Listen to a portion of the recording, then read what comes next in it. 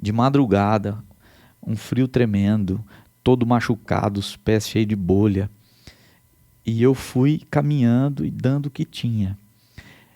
Chegou uma hora que eu simplesmente apaguei.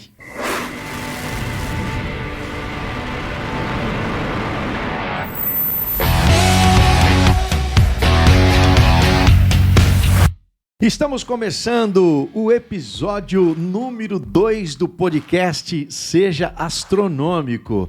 Começou há uma semana atrás e nós fizemos o primeiro episódio que o Gideão me entrevistou e hoje nós resolvemos inverter. Eu vou fazer algumas perguntas para ele e nós falaremos sobre as 3 obstinação, ou seja, o Gideão vai falar quais são as 3 obstinações que qualquer pessoa que queira levar o seu negócio para o próximo nível, para o sucesso, para o topo, precisa fazer.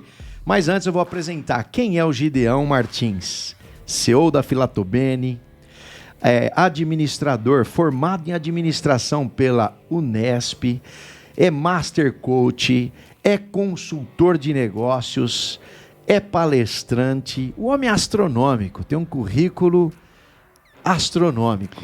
Depois dessa apresentação, eu tô me sentindo aqui já, cara. Tá doido? Será que eu sou tudo isso aí mesmo? Isso que eu resumi aqui, né? Compactei aqui. Mas é isso aí, Gideão. Falando de obstinação, né? Primeiro cumprimentar aí esse time que está conosco aqui hoje, dando suporte na gravação.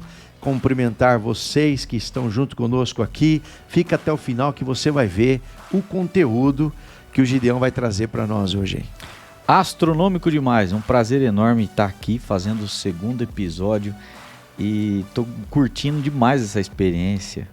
Tá sendo incrível. E o feedback da galera, então, é astronômico. Então já vou deixar um convite para todos aqui que querem nos acompanhar no @sejaastronômico. Lá a gente tá intenso nos stories, passando insights e aprendendo junto com os astros. Todo dia é um insight diferente, né? Até porque o Seja Astronômico não é meu, não é do Gideão, é nosso, é de vocês. É algo que nasceu, né, e já está assim, nos surpreendendo, né? Porque não é simplesmente fazer stories, mas é agregar valor, é ajudar, trazendo soluções, compartilhando ideias, experiências, né? Tá muito legal. Astronômico demais. Então vamos lá, Gideão. Nossa infância foi de muita pobreza, né? Para quem não sabe, nós somos irmãos e o Gideão é o caçulinha, né? É aquele mais paparicado da família. E a nossa infância foi de muita dificuldade, moramos na favela, fomos vendedores ambulantes. E o Gideão se destacava desde de infância. Eu lembro uma vez que a gente estava numa construção civil, trabalhava de servente, né? Para o pai estava construindo uma casa para uma pessoa. E quando dava a hora do almoço, eu ia descansar. Aquela dormidinha ali, né? Moído de trabalhar desde cedo. E de repente escutava umas marretadas. Eu falei, mas quem que é o doido que estava agora quebrando parede na hora de descansar? Tinha acabado de almoçar. O Gideão mal engolia a comida e voltava lá, pegava a marreta e ó. Então ele sempre foi obstinado, ele sempre foi diferenciado naquilo que ele faz, que ele coloca a mão. E, Gideão, o pai foi também empreendedor, né? Sempre teve diversos negócios, mas com a trajetória do pai, o que foi assim de útil para a sua vida hoje de empreendedor, de empresário? Eu acredito que é assim, né? Os erros do meu pai contribuíram muito mais na formação da minha personalidade, do meu caráter, do que talvez até os acertos. Lógico, os acertos dele também foram astronômicos, mas os erros mexeram mais com o meu emocional. Eu aprendi profundamente. E tá aí um detalhe que é incrível, né? Porque você aprender com os erros dos outros não custa nada, né, cara? Agora, você aprender com seus próprios erros tem um custo. Então, eu sempre procurei ser um bom aprendiz. E o pai, você sabe, teve vários negócios que não deram certo, mas ele era um cara astronomicamente resiliente. Você conhece alguém que é mais resiliente do que o pai? Ah, eu desconheço, né? Ele nem bem quebrava num negócio, já sacudia a poeira, levantava a cabeça, ia para cima do próximo. E também com filhos, com contas, não tem muito tempo para pensar. Não dá nem para você assimilar o fracasso, a falência do negócio e você já vai para cima, né? Só que isso mexeu muito comigo, porque nós tivemos que mudar muito de cidade e também muitas privações em casa, muitas vezes não tinha o que a gente gostaria de comer. E todas essas privações, essas mudanças, esses transtornos, o pai ter que negociar às vezes porque não tinha o dinheiro, isso para mim, no meu coração, era uma humilhação e eu não queria ter que passar por isso. Então eu cresci falando, cara, um dia eu vou arrumar um jeito de fazer um negócio dar certo, porque não é possível que não tenha um meio de fazer um negócio dar certo. E você consegue citar quantas empresas o pai teve? Ah, difícil, mas acho que já teve uns mais de 20 negócios diferentes. Eu acho que teve bem mais do que 20. Ó, Jornal GNC, Scope, Comunicação Visual, Condor Móveis, Chaveiro, Atecomp, PC1000. Muitas empresas, muitos ramos diferentes. Então assim, meu pai teve muitos negócios que não deram certo. Mas eu aprendi profundamente com o pai, porque a diversidade de ramos fez com que a gente se tornasse meio que especialista em quase tudo, né? Então, igual eu tenho fotos, até dá para colocar algumas fotos, eu junto com o Eliseu pintando loja, fazendo móveis, construindo prateleiras, fazendo gesso, fazendo letra, desenhando fachadas, no CorelDRAW, no Photoshop. Então a gente no fim aprendemos de tudo um pouco por causa dessa diversificação, né? Isso é astronômico, né? E ele te criou uma habilidade tão grande em solucionar problemas que eu nunca vi meu pai ficar em beira de estrada com um carro quebrado. Podia ser o problema que fosse, ele criava uma solução, nem que fazia uma gambiarra. Uma vez aqueles carros carburado, né, que fervia o motor lá, ele quebrou um ovo, né, jogou lá e fez uma gambiarra e não é que deu certo. Aquela vez que o ônibus, né, ele tinha um ônibus, também começou a ferver. Enfim, são coisas que os problemas desenvolveu nele uma habilidade de resolver problemas. Né? Isso. Eu quero alertar os astros que estão nos acompanhando aqui, que o melhor desse podcast está no fim. E que ao longo do podcast eu vou falar 3 chaves, 3 obstinações que revolucionaram nossos resultados. Porque essa é a missão do Seja Astronômico. Então fica com a gente do início ao fim. E eu já vou deixar um desafio aqui para você. Deixar um comentário aqui abaixo sugerindo uma ideia, né, Eliseu? De alguém que a gente possa trazer para os próximos episódios aí. Com certeza. E uma ideia de conteúdo, né? Algum tema que você acha importante, pode dar sua sugestão, que é muito bem-vinda. Até, Gideão, sobre a palavra obstinação, eu coloquei aqui no dicionário, porque às vezes tem gente que tem dúvida quanto ao verdadeiro significado de obstinação. Apego forte, excessivo às próprias ideias, resoluções e empreendimentos. Ou seja, é persistência, é tenacidade, é fazer muito além do normal, né? É ter aquele foco astronômico. Quando falo em obstinação, eu lembro... quase doente mental, né? Exatamente. Quando fala de obstinação, eu lembro de Leônidas e os 300, né? Quando ele encontra... Como que era o nome daquele outro exército que andava, que encontrou eles indo para a guerra lá? Vocês lembram? De quem se fala? Daquele filme Leônidas e os 300, né? Astronômico. Os espartanos, eles eram especialistas em guerra. Os caras, desde criança, eram forjados para o combate. Era uma honra para eles o combate. Então eles não tinham profissões, eles eram obstinados pela vitória, pela luta, pelo combate. E isso mostra nitidamente que o resultado deles era totalmente diferente. Então eu acho que quem é obstinado está fazendo algo por um propósito muito forte. O obstinado, ele está envolvido numa missão astronômica. Ele não vai só trabalhar, aquilo representa muito mais para ele. A história que ele conta para ele mesmo todos os dias é cabulosa. Então, alguém pergunta assim, obstinado é disciplinado? Com certeza, cara. O obstinado, ele não tem hora, não tem dia, não tem cansaço. O cara é astronômico. Ele supera tudo e todos, né? Então é essa dedicação absoluta. É um foco absoluto, né? Acho que isso que é obstinação.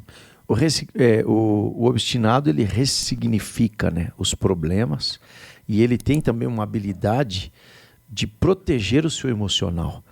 Porque a pessoa, ela pode ser obstinada, mas se o emocional dela não for equilibrado, ela acaba perdendo, né, a guerra. Então, é uma junção de coisas. Mas vamos lá, Gideão, qual que é a sua primeira obstinação?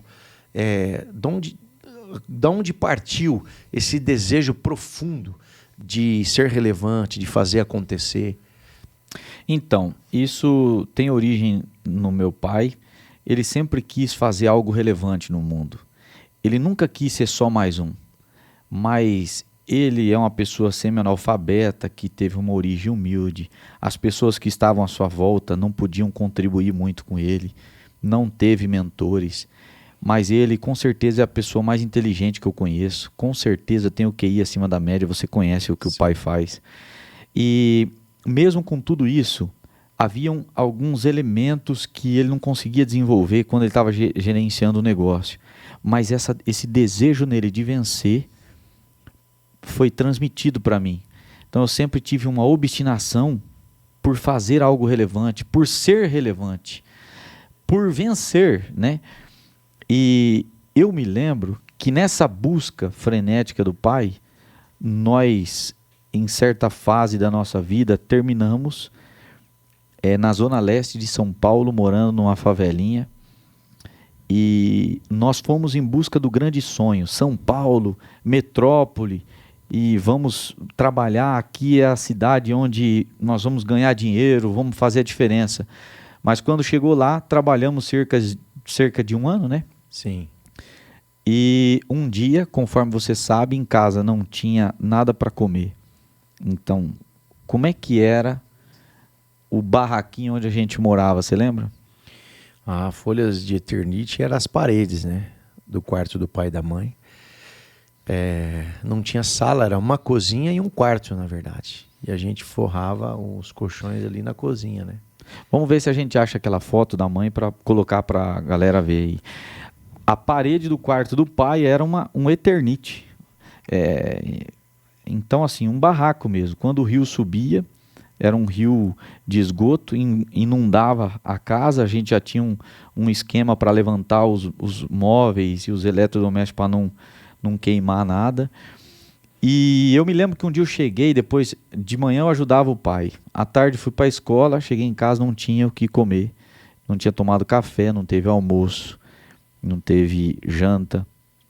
E no final do dia eu falei, mãe, não tem café com pão? Ela disse, não tem nada. Então naquele dia entrou um vigor diferente de virar o jogo em mim, né?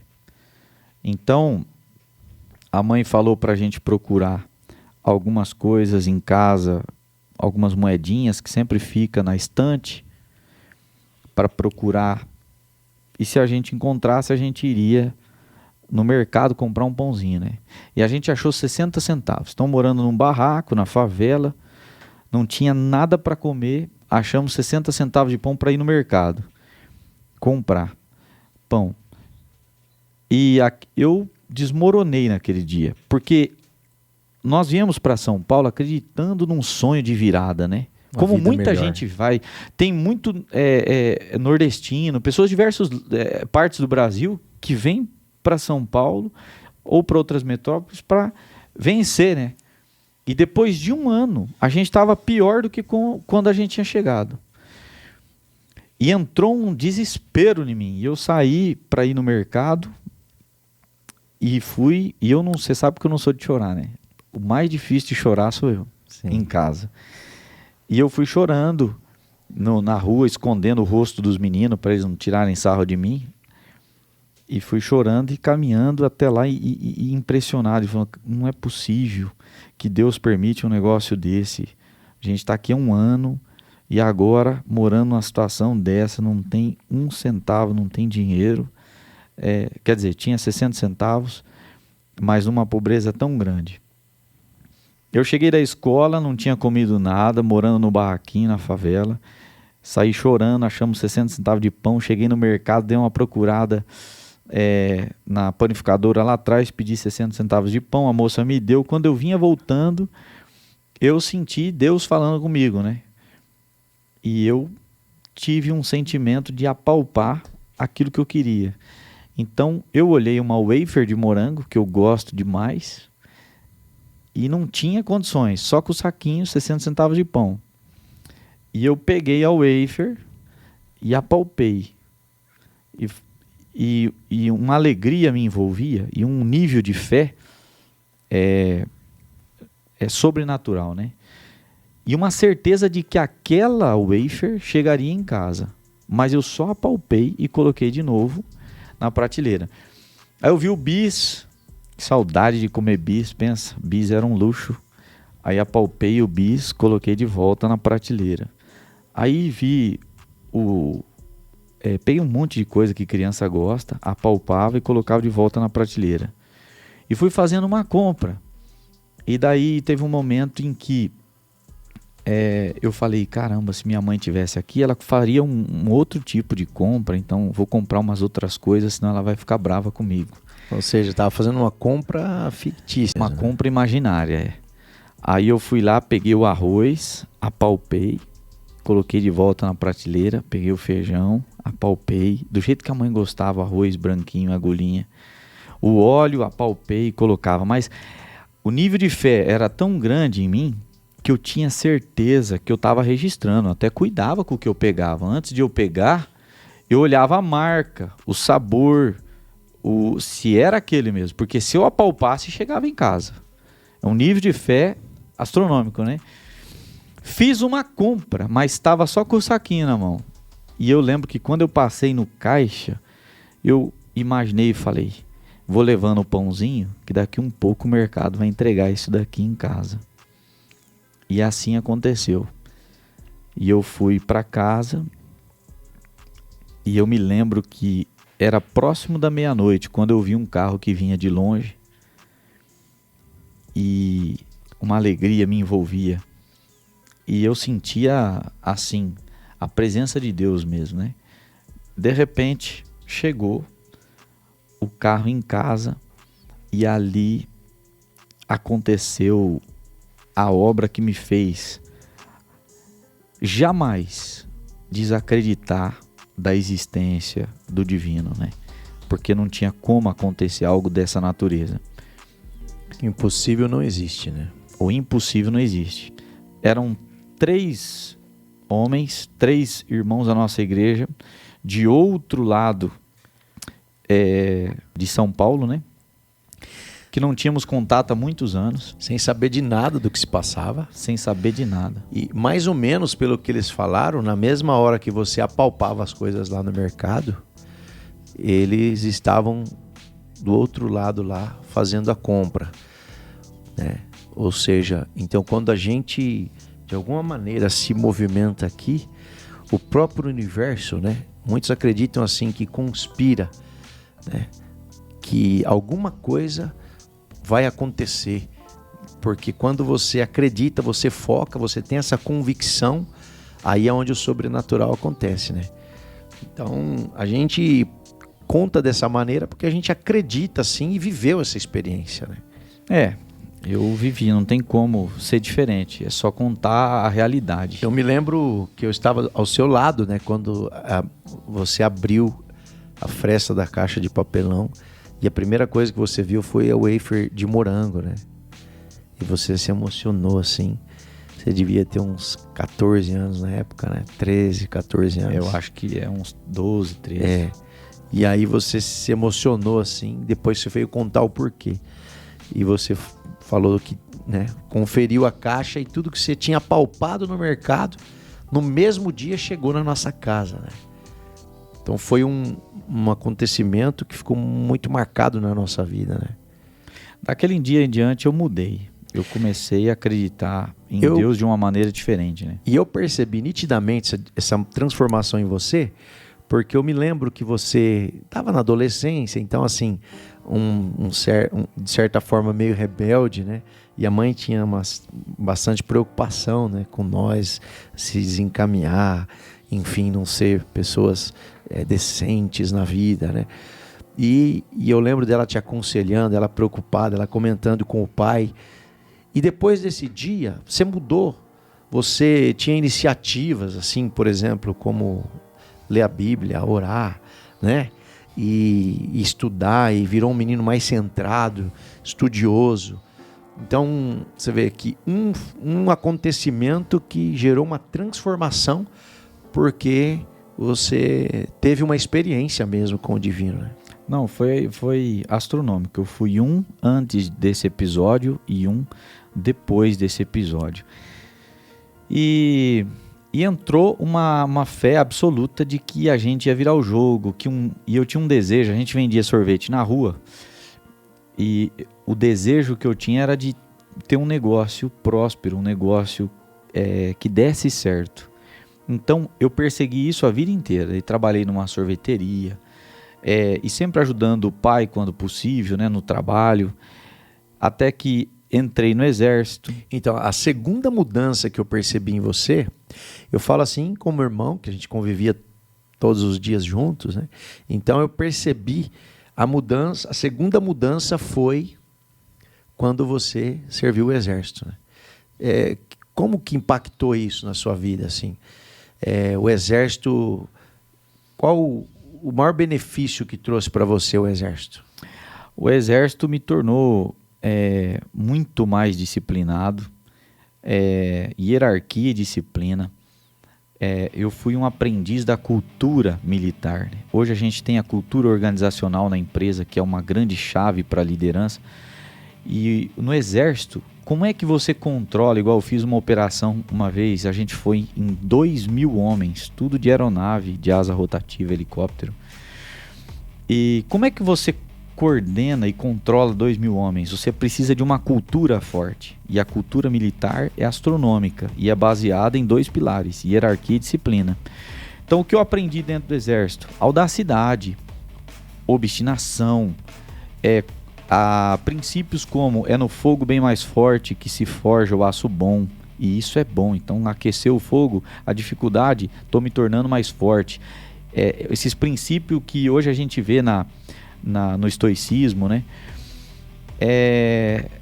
E outros tantos, como honra, mérito, estar disposto a morrer por algo, e no caso por amor à pátria, né?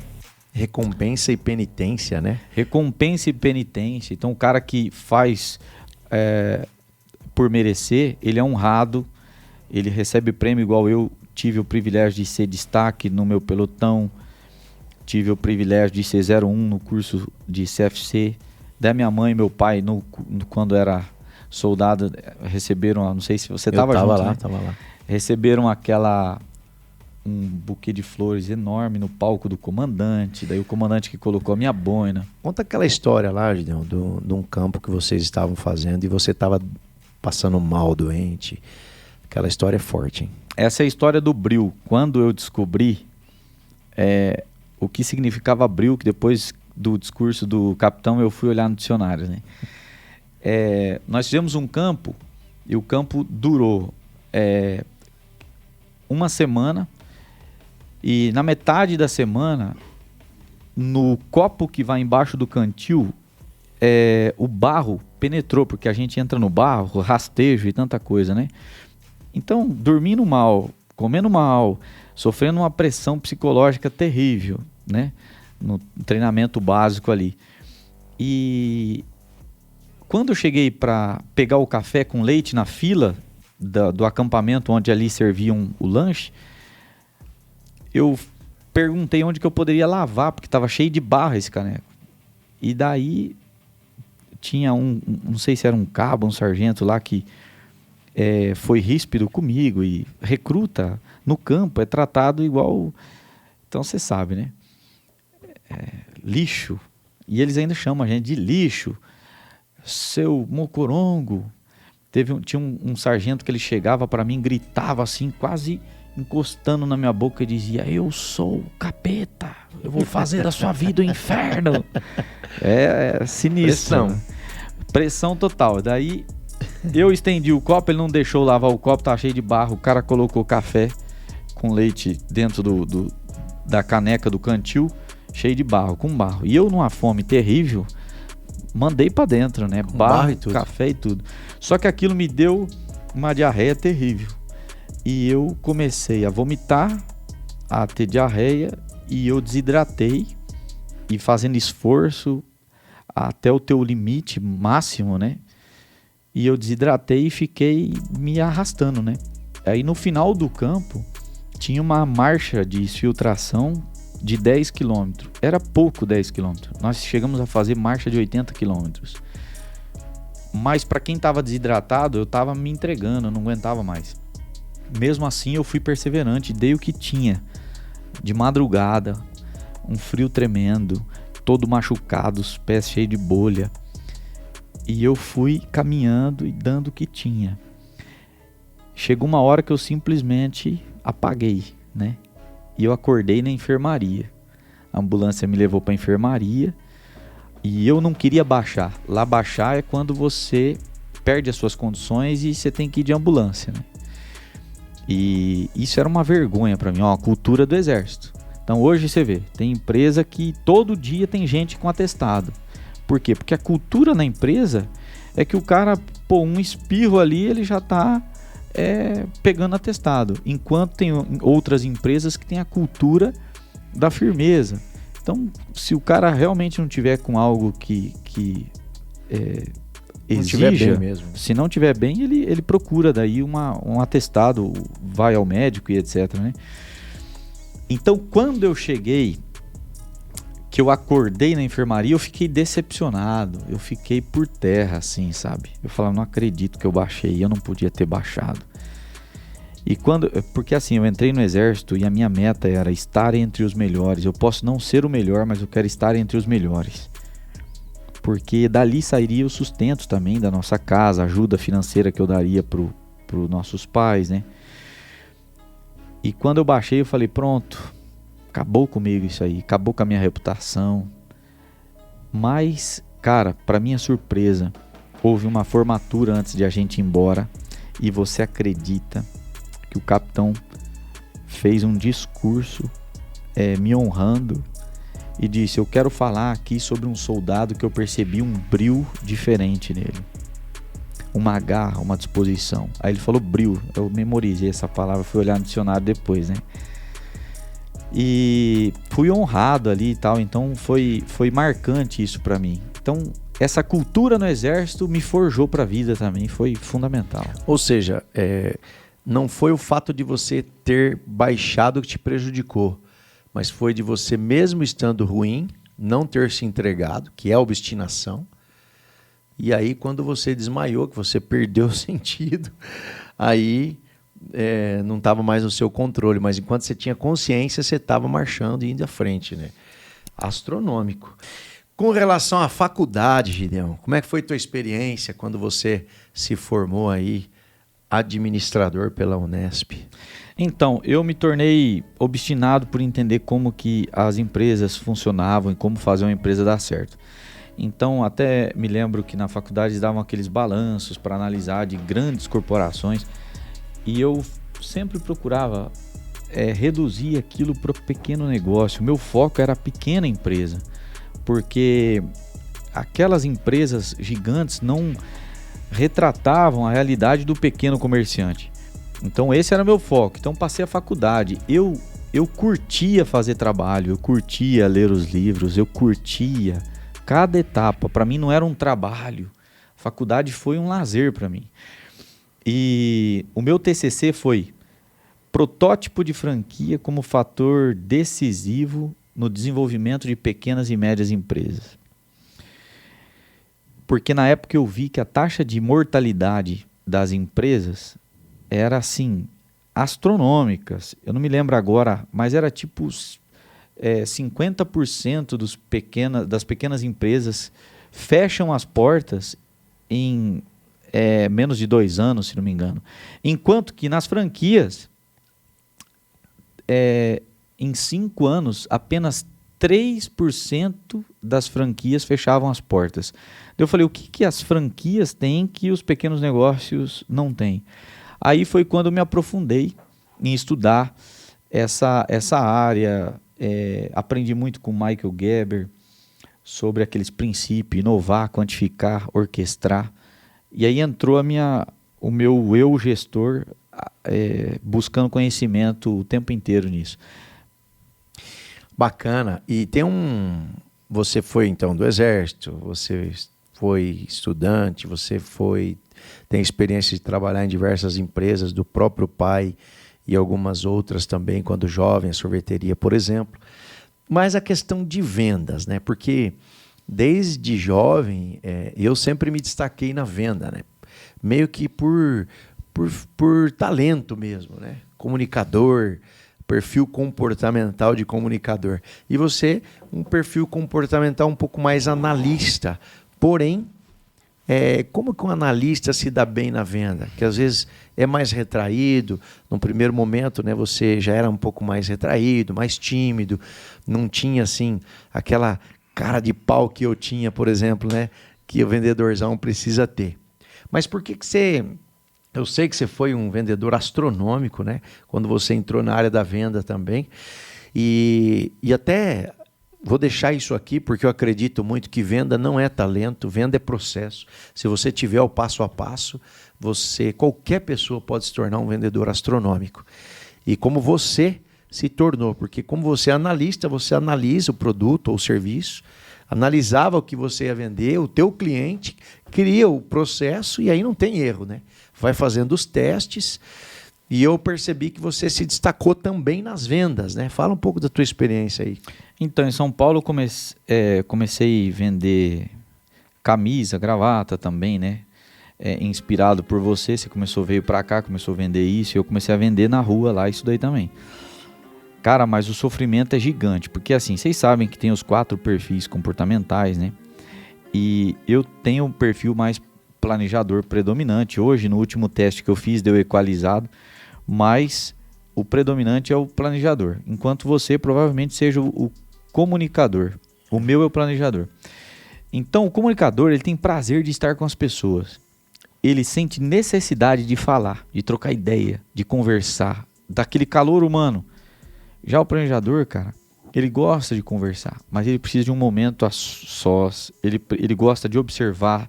Ele tem uma insegurança maior, ele não gosta de ser invasivo, de chegar já chegando. E a venda exige ser invasivo. Então, para mim, era um sofrimento. Sofrimento total, sofri muitos meses. Você chegar no escritório para atender um advogado, aí você traz as camisas, mostra assim para ele. Bom dia, meu nome é Gideão, trabalho com isso daqui e tal. Cara, cada apresentação para o planejador ou analista é um sofrimento. Só que água mole em pedra dura, tanto bate até que fura.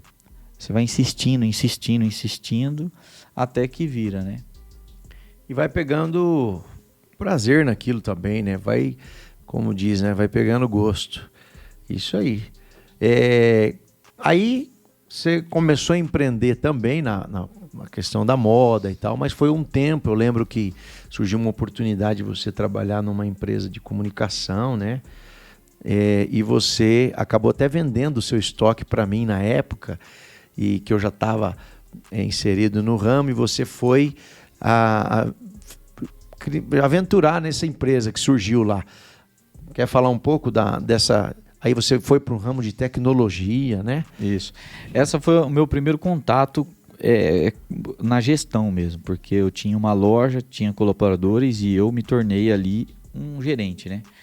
Então, eu tinha recursos humanos para gerenciar, recursos materiais, eu tinha um mix de produto, eu tinha o marketing para fazer e eu tinha que fazer tudo isso funcionar. Então, as vendas estavam baixas, E foi a primeira experiência. Então apanhei muito, errei muito. Disso saiu, depois de muita coisa, eu acabei comprando a minha própria loja, que eu transformei numa franquia da TIM. Porque eu queria ter essa experiência de ter uma franquia, né? Então, na franquia da TIM, eu entendi os processos, participei de muita reunião com os diretores da TIM, uma corporação gigante. E lá eu aprendi a coisa macro, como é que funcionava, como é que os caras faziam reunião, como eles estabeleciam metas. Mas a TIM era uma loja muito fraca. Na época, vendia tipo assim, 20 mil reais. E aí eu queria aumentar o faturamento. E eu me lembro que eu fiz uma campanha tão astronômica, tão acertada, que me marcou. Foi a primeira grande acertada que eu dei, que em um dia eu vendi 10 mil. Na época era Então, assim, muito dinheiro. era a metade do Até hoje faturamento mas de um mês, eu vendi em um mês, em um dia. Então foi um divisor de águas para mim. Astronômico. Agora, Gideão, teve uma coisa que foi uma dificuldade maior do que você fazer a gestão das pessoas, dos produtos, criar campanha, que foi lidar com os assaltantes, né? Conta essa fase, porque é uma dificuldade hoje de muitos empresários, né? Comerciantes, lojistas, que sofrem com os assaltos, né? Na madrugada, estoura a porta, esses carros que entram de ré. A gente sabe o quanto é batalhado para conseguir conquistar alguma coisa, e esses indivíduos, né, vêm e fazem coisas assim terríveis, né? E isso abala, porque o problema não é só o prejuízo financeiro ali, mas eu sempre falo do emocional, porque fica a consequência, né? Os traumas que isso gera, e parece que teve até assalto à mão armada também, né? Assalto à mão armada. Os caras entraram, o último assalto à mão armada... Quantos assaltos você teve só nessa loja? De outubro a dezembro, nós sofremos 5 assaltos. Então, 3 à mão armada e 2 invasões na madrugada. Eu não suportava mais viver essa realidade. Eu estava a ponto de, sei lá, de reagir, de fazer uma loucura. Um ódio estava me tomando de ver moleques, cara, de 17 anos, 16 anos, chegar a colocar um revólver na sua cara, levar tudo que você tem, limpar a loja. Você não imagina a sensação de impotência que você fica, é fora do normal, né? Até aqui em Toledo, em Cascavel, eu tenho observado muitas invasões durante a madrugada. Eu sei que os empresários estão tomando as providências, porque igual eu blindei a loja, fechei porta, arranquei porta, fiz parede com tijolo, com cimento, fiz um monte de coisa assim para impedir eles de entrarem. Então, os empresários tomem as providências, coloca alarme, muda a porta, protege a loja, mas o Estado tinha que se movimentar, né, cara? Porque eu fico com muita dó dos empresários aí. Aqui em Toledo, Cascavel deu uma onda agora, né? Mas a gente sabe que tem um ditado popular aí que tem males que vêm para bem, né? Eu me lembro que nessa fase que você estava, desses assaltos, você estava assim bem insatisfeito com relação a isso, né? Porque parece que você ajuntava de um lado e espalhava do outro, né? Mas foi quando surgiu a oportunidade de vir para Filato. Então você entendeu que era o momento de dar esse passo, né? Sim. De mudar. Tudo eu creio que por um projeto de Deus também, porque ao mesmo tempo que você sofria com os assaltantes lá, eu estava sofrendo aqui dificuldade de gestão, sem fluxo de caixa, entrando em limite de banco, esse aperto, esse desespero que muitos empresários passam, né? E aí você veio e foi a nossa junção, né? A nossa sociedade, e foi aonde começou a fluir a Filatobene. Um momento marcante para mim foi o primeiro mês que nós tivemos juntos nessa nova etapa, né, da Filato, nessa nova fase, nesse novo tempo, que foi aquele mês que nós vendemos 14 mil reais. E o podcast é justamente de 14 mil a 1 milhão de reais. Eu lembro que na primeira reunião que nós fizemos juntos, você falou, Eliseu, hoje nós estamos vendendo 14 mil. Nós vamos ter que reerguer essa loja e vamos reerguer rápido. Um dia nós vamos vender 1 milhão. E você veio motivado de um evento que você foi. Esse evento foi também um divisor de águas na sua vida profissional, né? Aqui eu já quero deixar um recado para todos os astros que estão nos ouvindo, todos os ouvintes também. Há males que vêm para o bem e tem portas que se fecham para que portões se abram. E foi assim, cara. Lá em São Paulo, as portas se fecharam, especialmente a porta da paz, do equilíbrio emocional. Eu não suportava mais aqueles assaltos. E nós começamos juntos na Filato. E esse trabalho na Filato permitiu que eu mudasse de São Paulo para cá. E aí nós viramos o jogo. Aí começamos uma nova fase. E antes de vir de São Paulo, eu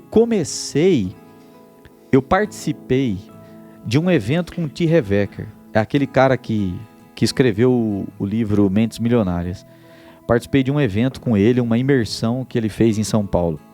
Já investindo em conhecimento, buscando essas informações e tal. E foi astronômico o evento. No final do evento, você tinha que escrever em uma flecha o seu maior desafio, o que mais te parava, o que aparentemente era impossível para você. E eu escrevi, eu tenho a flecha guardada até hoje. Tá aí. Eu escrevi assim, ter uma empresa que fatura mais de 1 milhão. Eu coloquei isso e daí quebrei ela no pescoço. Uma pessoa segurava assim, você avança, cara, nesse lugar você põe a ponta da flecha, que é madeira e ferro, a pontinha mesmo é ferro. E você avança sobre a flecha. E uma pessoa segura a flecha assim. Daí você quebra no pescoço, nessa parte bem mole aqui, ó. Sim. Da flecha, né? E eu quebrei. E eu saí de lá. Esse evento foi importante para quebrar muitas crenças que a gente tinha sobre o dinheiro. Muitos bloqueios, né? Eu acho que também medo, porque quando coloca a flecha aqui, mais para frente, eu fiz um evento também, quebrei uma flecha também. E eu entendi a sensação, né? Dá uma aflição quando põe a ponta da flecha aqui e você tem que ir de encontro com a flecha para quebrar a flecha com essa parte molinha aqui, ó. É vencer os teus medos, porque as pessoas não imaginam a potência que elas são. Nós somos projetos divinos, feitos pela mão de Deus. Tanto que nós somos únicos no planeta Terra. Ninguém é igual a nós. Ninguém tem a nossa digital. E nós não estamos passando por essa existência por passar. Existe um propósito. Existe algo grande. E aí você precisa vencer os teus medos. Porque se nem você acredita em si mesmo, como que você vai conseguir conquistar alguma coisa, chegar em algum lugar? E aí é quando você dá aquele grito, e vai para frente, e o impulso quebra a flecha. Se você for devagar, ela pode até te furar, mas se você for rápido, com obstinação, você quebra a flecha. Astronômico.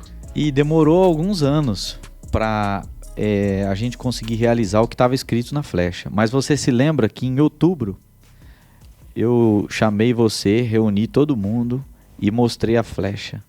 E abri o sistema e mostrei o faturamento da loja, né? Não sei se foi 2016. E para mim foi emocionante, cara. Eu acho que foi 2 anos depois do evento. 2 anos depois. Eu mostrei para você, pra galera, lá, olha aqui, tá vendo? Então de 14 mil a 1 milhão. E essa construção foi fruto de muita obsessão, que é o que a gente está falando aqui. Tá. Ó, vamos só rever então. A primeira obsessão que você falou é por ser relevante, por não ser mais um. Entender que você está nessa existência por um propósito, você pode ir mais, você pode realizar mais. Segundo agora, a obstinação por aprender, né? Eu vejo que você na faculdade, você queria entender por que franquia era diferente de empresas que não eram franquias. você queria aprender o sistema do exército, como controlar tantos 1000 homens no mesmo local, tudo enfileiradinho e tal. Por entender, por aprender, por ter mais conhecimento. E você lembra onde a gente ia almoçar, onde a gente estava, como que eu estava sempre? Até hoje, né, você tem isso na sua essência, né? Você fala, o que se fizesse nesse lugar de diferente podia mudar os resultados? O que falta nesse lugar? Né? O que tem de diferente aqui? Essa análise, né? Por aprender com a visão do outro. Então, e isso é o ser, né, cara? Você tem que ser esse observador. E é aquilo, é ligar o radar, né? Se você falar assim, eu queria comprar uma Sportage. Você nunca vê Sportage. A partir do momento que você está procurando uma para comprar, você olha, em todo lugar você vê uma Sportage. Por quê? Porque você ligou o radar para aquilo. E o meu radar era fazer um negócio dar certo. Então, onde eu olhava, eu queria ver pontos de melhoria, oportunidades, né? Que é a terceira visão, né, Gil? A terceira visão... Que é buscar o aprendizado, investir em conhecimento, leitura, livros, treinamento, curso. Onde der para investir, você investe para aprender. Tá. E uma terceira obstinação que é pela visão e não pelo dinheiro. Explica um pouco mais sobre isso. Legal, cara. É porque assim, quando eu cheguei na Filato, ela estava falida, tinha vendido 14 mil no mês, ela tinha acabado. Eu tinha entendido que eu tinha quebrado, isso abalou muito né? Eu vivia para baixo porque me sentindo frustrado, né? Exatamente. Então, assim, eu nunca pensei em dinheiro. Essa métrica de 1 milhão não foi pelo milhão. Eu nunca pensei em dinheiro.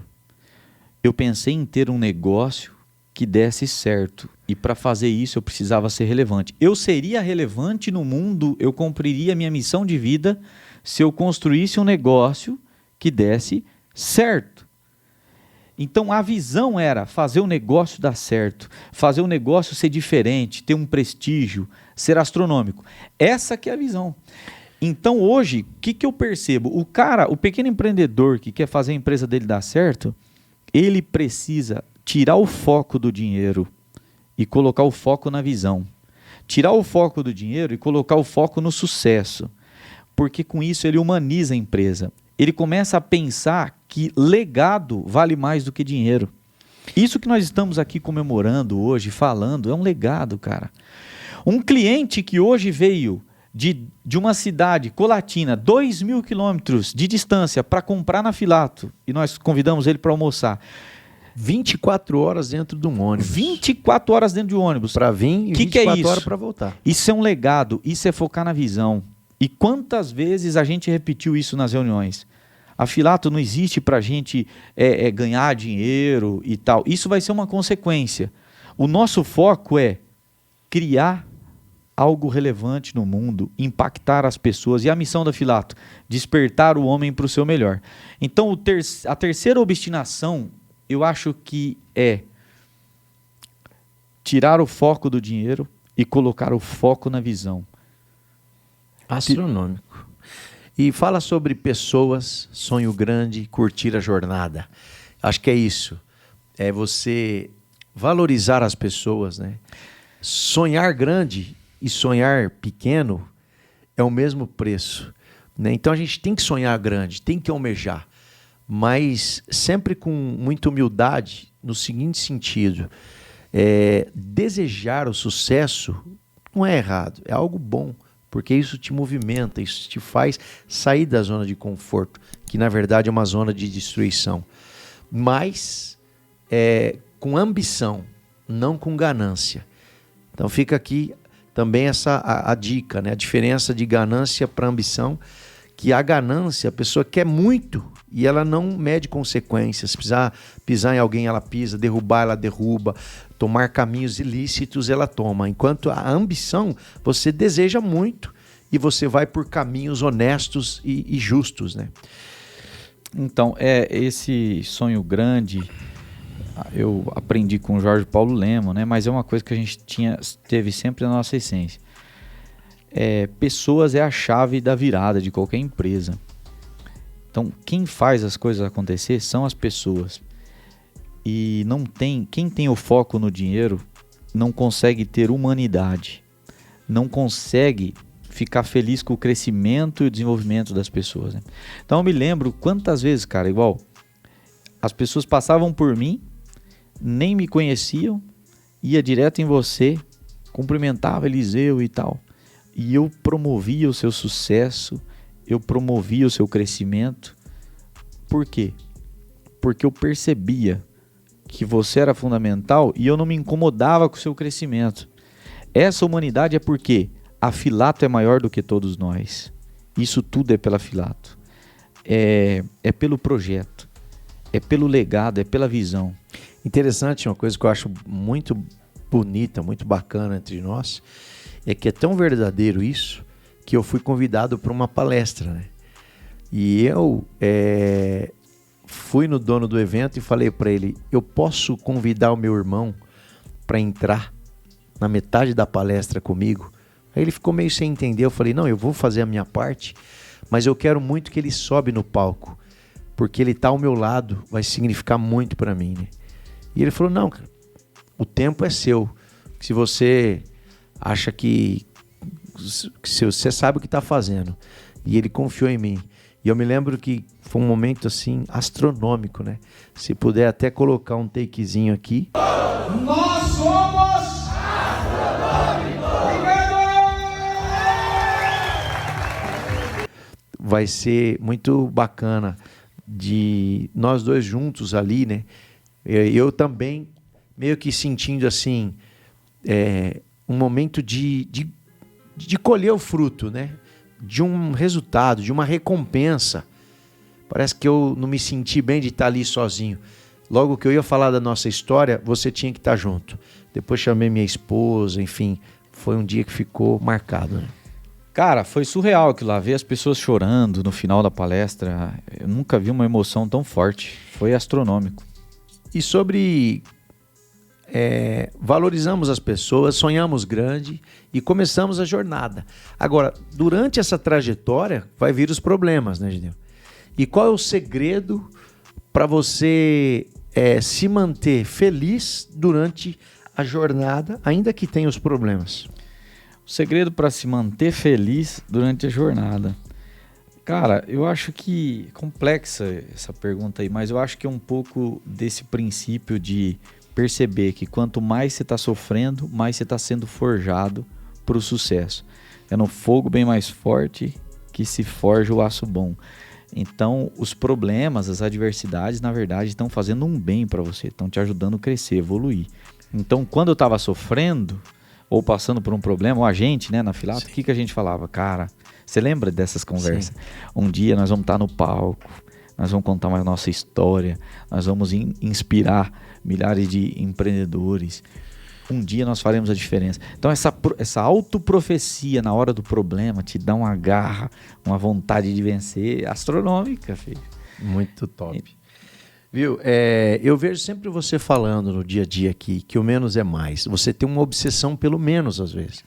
Quantas pessoas querem pôr mais, você às vezes trabalha no menos. Qual o conceito do menos é mais na tua visão, nos negócios? Funciona assim, ó, em física, quanto menor a área, maior a pressão. É a mesma coisa. O foco, ele não pode ser espalhado. Vamos dizer assim, ó, eu assumo uma loja hoje. Eu tenho diversos colaboradores, eu tenho um mix de produto amplo. Se eu dispersar o meu foco, dispersar o foco dos colaboradores, eu vou ser menos assertivo e vou ter menos potência. Agora, quando eu reduzo o foco, eu me torno mais assertivo e tenho mais potência. Vou dar um exemplo em marketing para você ver esse conceito. Se eu colocar uma placa lá na frente da loja, ó, liquidação, promoção, toda loja, não sei o quê. Atrai, até que atrai. Agora, se eu criar, igual o mês que nós criamos, mês das calças, abaixamos as calças. Cara, o cara ele vai se conectar muito mais, eu me torno mais assertivo, eu fui específico, a minha comunicação é específica, as imagens, os vídeos, tudo na campanha se torna mais poderoso. Então na Filato nós tiramos o feminino, deixamos só o masculino e no masculino nos tornamos astronômicos em 3 produtos. Então, reduziu para intensificar, para potencializar. E eu passei a semana inteira olhando para o Seja Astronômico e me perguntando o que eu tenho que diminuir, o que eu tenho que tirar, qual que é a essência, onde que eu quero pôr potência. Quando você foi ajudar o pai na loja que ele tinha, né, de assistência técnica, e tinha 2 colaboradores, e você falou, pai, vamos mandar os 2 embora. O pai ficou sem entender, né? E você falou, vamos mandar eles embora, porque eu e o pai precisamos ser técnicos. Nós precisamos entender, fazer para poder ter sucesso. Naquele momento, foi uma decisão inteligente, né? Diminuiu assim, o custo e gerou experiência, né? O pai estava fechando no vermelho, a lojinha dele estava afundando. E eu fiz os cálculos e percebi que a conta não fechava. Agora, se demitisse os 2 técnicos, eu e ele, a conta fecharia. Então, outra coisa, todo dia via gente, eu tinha que ir numa audiência no Procon, porque os técnicos faziam um serviço mal feito e os clientes colocavam a gente no pau, frustrava os clientes, dava um trabalho danado. Então, quando a gente demitiu os técnicos, nós passamos a ser os experts. E a gente, mesmo depois, quando a coisa ficou boa, contratamos mais técnicos, só que eu sabia fiscalizar o trabalho do técnico, tudo. Então, reduzimos, melhorou a experiência do cliente, diminuiu o custo fixo, o passivo foi lá embaixo e aumentou a nossa expertise. A gente teve que se movimentar porque não tem mais técnico. Como que faz isso aqui? Google, YouTube, curso. Fui no Senac, fiz curso. Revolucionamos a lojinha. Foi a época que mais o pai teve bem naquela lojinha lá. Moeu, né?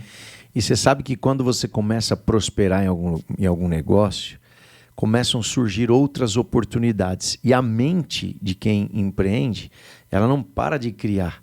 De repente, você pensa numa outra possibilidade de negócio. E aonde muitas pessoas se perdem, né? Então, o foco é saber dizer não. Se você escolheu uma coisa, se você disse sim para uma coisa, você tem que ter a capacidade de dizer não para o resto tudo. Se você acredita, se você escolheu aquilo, é como o foco de uma câmera, né? Você deu foco em algo e ofusca o resto. O importante é aquele ponto. É trabalhar naquela visão. É o que Steve Jobs dizia, né? É o que Steve Jobs dizia. Ele falava assim, para que o iPhone existisse, eu tive que dizer não para milhares de boas ideias. Então, cara, foco é dizer não. Você fala sim uma vez só para aquilo e você passa 10 anos dizendo não para um monte de coisa para aquele projeto ser astronômico. Gideão, agora nós estamos chegando, né, ao fim do nosso podcast, episódio onde nós tratamos sobre as 3 obstinações, né? Ser relevante, obstinação por ser relevante, obstinação por aprender, obstinação pela visão e não pelo dinheiro astronômico. E eu queria que você desse um último conselho para o comerciante, o lojista, o pequeno empreendedor, o cara que está naquela luta, não que a gente não tenha hoje, né? Mas aquela luta do início, querendo vencer uma barreira para ir para o próximo nível, para mudar os seus resultados, né? Astronômico. Cara, um conselho, tem tanta coisa que dá para falar e negócio é um trem tão amplo, mas eu vou dizer com base no geral, o que eu mais observo aí nos pequenos negócios. Eu acho, cara, que com o advento da internet, o jogo mudou e teve gente que não acordou ainda. Então é o seguinte, presta atenção, voltando no tema de novo. Aquele médico que veio de São Paulo para comprar e conhecer a Filato. Um médico de Santana de Parnaíba, um abraço, se ele estiver nos ouvindo aí, veio de São Paulo para comprar aqui na Filato. Hoje o Daniel veio de Colatina, 2.000 quilômetros para comprar na Filato. Como que essas proezas aconteceram? E aquela van que veio de Foz do Iguaçu, né? Lotaram uma van. Ó, os caras alugaram uma van, lotaram a van e vieram na Filato, compraram e voltaram para Foz, cara. É inacreditável. Então, como que isso acontece? Como é que os caras nos conheceram? Através da internet, através do Instagram, através do Facebook, através do YouTube. Então o cara que não mostra a sua empresa de maneira inteligente, faz um marketing criativo, aproveitando esses meios, ele tá fadado ao fracasso, cara. Eu vejo um monte de lojista que contrata uma menina lá, um menino, joga no marketing, não, faz uns postzinhos aí. Cara, não vai dar certo. Você tem que dominar isso aí, você tem que manjar disso daí. Simples assim. Então esse é o primeiro elemento que eu vejo nos pequenos negócios, né? Segundo elemento, os caras não entenderam ainda, eu vejo um monte de gente patinando em como lidar com gente. Cara, nos dias atuais, a coisa mudou. Se você não for um cara humano, se você não tiver obstinado para que o seu colaborador cresça, se desenvolva, para que ele seja alguém astronômico, você tende a perder muitos talentos. E o que faz uma empresa crescer são os talentos. Então você tem que ter uma obstinação em reter talentos. Então liderança é um princípio que transforma qualquer negócio. Porque quando o cliente chegar lá, é a tua equipe que vai atender. Pessoas, né? O nosso maior ativo, né? Não é passivo, é ativo. E assim, eu vou contar um segredo nosso aqui da Filato. Todos os nossos colaboradores nós incentivamos a ler um livro, né? Como fazer amigos e influenciar pessoas, de Dale Carnegie.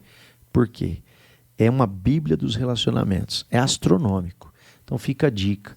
Se você é empresário, lida com pessoas, e não só empresários, que qualquer pessoa, vale muito a pena ler esse livro, que você extrai muitos aprendizados para a sua vida profissional e pessoal também. Quem tem habilidade de se relacionar com as pessoas sempre se sai bem em qualquer ocasião, né? Então, Gideão, nós criamos uma hashtag aqui, né? Hashtag pro topo agora, porque a gente acredita que cada pessoa tem o seu topo. Às vezes o topo de quem está nos ouvindo é diferente do meu topo, né? Que é o topo da montanha, que é o objetivo, que é o lugar que você quer chegar, o que você quer conquistar, né? E por que pro topo agora?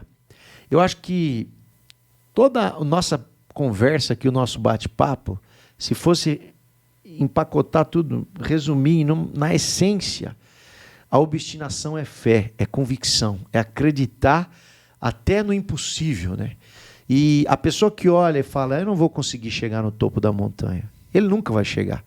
E se ele tem fé, ainda que seja a montanha, aos pouquinhos ele vai e de repente ele está no topo.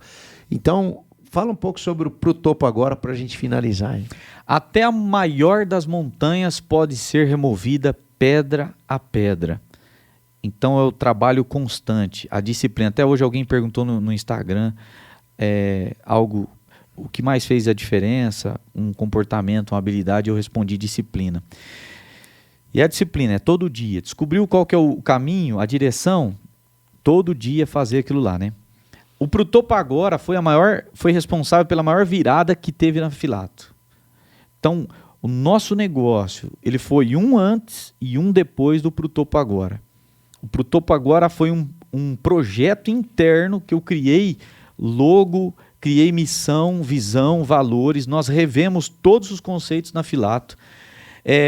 Visão de curto prazo, de longo prazo. E nós criamos uma estratégia e implantamos dentro da Filato, que afetou compras, marketing, financeiro, nós mudamos o nosso DRE, balanço patrimonial, como era feito, tudo foi alterado. Foi um projeto que nós criamos que levou a Filato para outro nível. E a partir de então a gente começou a usar o Pro Topo agora. Então o Pro Topo agora é o quê?